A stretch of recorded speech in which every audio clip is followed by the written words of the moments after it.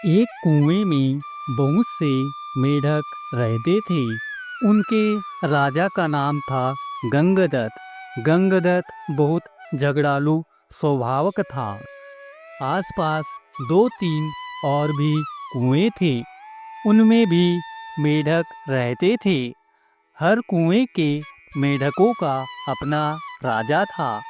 हर राजा से किसी न किसी बात पर गंगदत्त का झगड़ा चलता रहता था। वह अपनी मूर्खता से कोई गलत काम करने लगता और बुद्धिमान मेढक रोकने की कोशिश करता था, तो मौका मिलते ही अपने पाले गुंडे मेढकों से पिटवा देता था। कुएं के मेढकों के भीतर गंगदत्त के प्रति रोष बढ़ता जा रहा था। घर में भी झगड़ों से चैन ना था। अपनी हर मुसीबत के लिए दोष देता था। एक दिन गंगदत्त पड़ोसी मेढक राजा से खूब झगड़ा। खूब तू मैं हुई। गंगदत्त ने अपने कुएं में आकर बताया कि पड़ोसी राजा ने उसका अपमान किया है। अपमान का बदला लेने के लिए उसने अपने मेढकों को आदेश दिया कि पड़ोसी कुएं पर हमला करे। सब जानते थे कि झगड़ा गंगदत्त ने ही शुरू किया होगा।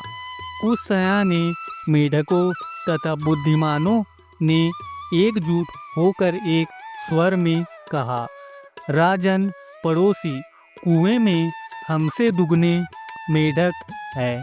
वे स्वस्थ व हमसे अधिक ताकतवर है। हम यहाँ लड़ाई नहीं लड़ेंगे। गंगदत्त सन्न रह गया और बुरी तरह तिलमिला गया। मन ही मन उसने ठान ली कि इन गद्दारों को भी सबक सिखाना होगा।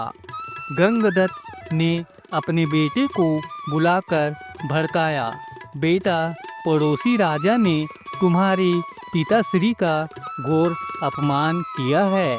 जाओ, पड़ोसी राजा के बेटों की ऐसी पिटाई करो कि वे पानी मांगने लग जाए। गंगदत्त के बेटे एक दूसरी का मुंह देखने लगे। आखिर बड़े बेटे ने कहा, पिताश्री, आपने कभी हमें टर्राने की इजाज़त नहीं दी। टर्राने से ही मेढकों में बल आता है, हौसला आता है और जोश आता है। आप ही बताइए कि बिना हौसले और जोश के हम किसी का क्या पिटाई कर पाएंगे। अब गंगदत्त सबसे चिढ़ गया। एक दिन वह कुर्ता और बड़बड़ाता कुएं से बाहर निकल इधर उधर घूमने लगा। उसे एक भयंकर नाग पास ही बने अपने बिल में घुसता नजर आया। उसकी आंखें चमकी। जब अपने दुश्मन बन गए तो दुश्मन को अपना बनाना चाहिए। यह सोच वह बिल के पास जाकर बोला, नागदेव, मेरा प्रणाम। नागदेव पुकारा, अरे मेढक, मैं तुम्हारा बैरी हूँ, तुम्हें खा जाता हूँ और तू मेरे बिल के आगे आकर मुझे आवाज दे रहा है। गंगदत्त टर्राया, हे नाग, कभी कभी शत्रुओं से ज्यादा अपने दुख देने लगते हैं।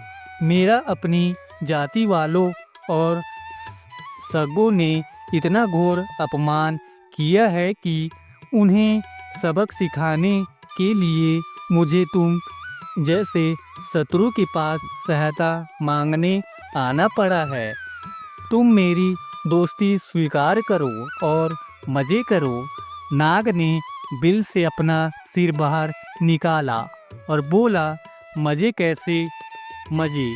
गंगदत्त ने कहा, मैं तुम्हें इतने मेढक खिलाऊंगा कि तुम मोटापे मोटापे अजगर बन जाओगे।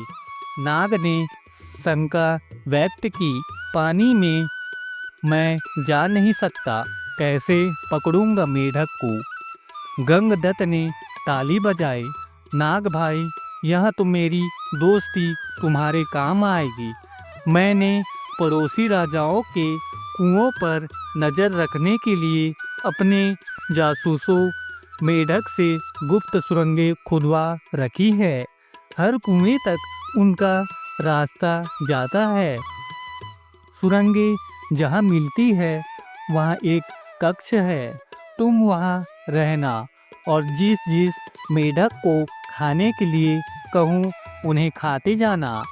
नाग गंगदत्त से दोस्ती के लिए तैयार हो गया, क्योंकि उसमें उसका स्वभाव, उसका लाभ ही लाभ था।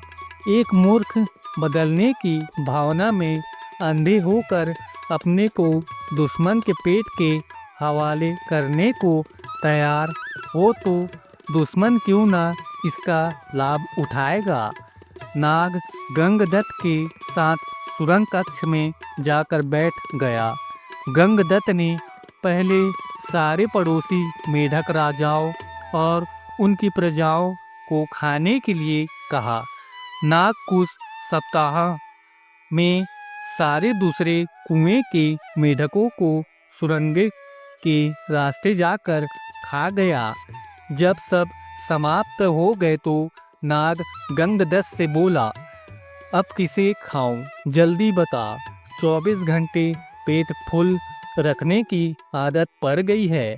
गंगदत्त ने कहा, अब मेरे कुएं के सभी सयाने और बुद्धिमान मेढकों को खाओ। वहाँ खाए जा चुके तो प्रजा की बारी आई। गंगदत्त ने सोचा, प्रजा की ऐसी की तैसी हर समय कुछ न कुछ शिकायत करती रहती है। उनको खाने के बाद नाग ने खाना मांगा तो गंगदत्त बोला, नाग मित्र, अब केवल मेरा कुर्बान और मेरे मित्र बचे हैं। खेल खत्म और मेढक हजम। नाग ने फन फैलाया और पुकारने लगा, मेढक, मैं अब कहीं न जाने का, तू अब खाने का इंतजार कर, वरना गंगदत्त की बोलती बंद हो गई। उसने नाग को अपने मित्र खिलाए, फिर उसके बेटे नाग के पेट में गए। गंगदत्त ने सोचा कि मैं और मेढकी जिंदा रहें तो बेटे और पैदा कर लेंगे। बेटे खाने के बाद फुफकारा, नाग फुफकारा और खाना कहा। गंगदत्त ने डर कर मेढकी की ओर इशारा किया। गंगदत्त ने स्वयं के मन को समझाया, चलो बूढ़ी मेढकी से छुटकारा मिला। नई जवान मेढकी से विवाह कर नया संसार बसाऊंगा। मेढकी को खाने के बाद नाग ने मुंह फाड़ा। खाना। गंगदत्त ने हाथ जोड़े, अब तो केवल मैं बचा हूँ, तुम्हारा दोस्त गंगदत्त, अब लौट जाओ। नाग बोला, तू कौन सा मेरा मामा लगता है, और उसे हड़प गया। अगर कहानी अच्छा लगा तो धन्यवाद।